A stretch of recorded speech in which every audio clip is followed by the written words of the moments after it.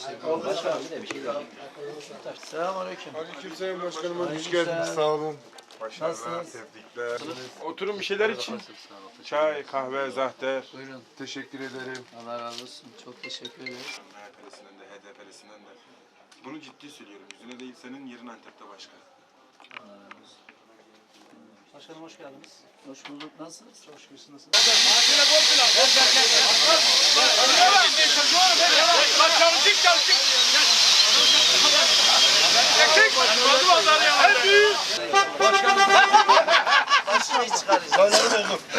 Bizim olsun. Acem mi götürsün? Acem mi götürsün? Yıkılar orayı. Benim de yine var. Bunun duvarımız olsun.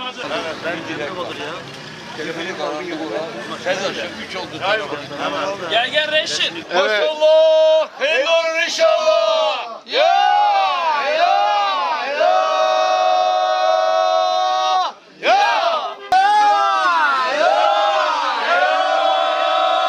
Dün yapılan 31 Mart Mali İdareler seçimlerinde Gaziantep halkı kendine yakışanı yaptı.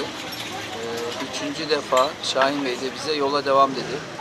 %60'ın üzerinde çok büyük bir destekle vize verdi. Ben tüm esnaflarımıza, halkımıza, bize destek olan, dua eden herkese çok teşekkür ediyorum. İnşallah kaldığımız yerden yeniden Bismillah diyerek yola devam edeceğiz. Rabbim en güzel hizmetleri hep birlikte yapmayı nasip eylesin diyorum. Esnaflarımıza da, bütün vatandaşlarımıza da destekleri için çok teşekkür ediyorum. Antep seninle gurur duyuyor. Antep seninle gurur duyuyor.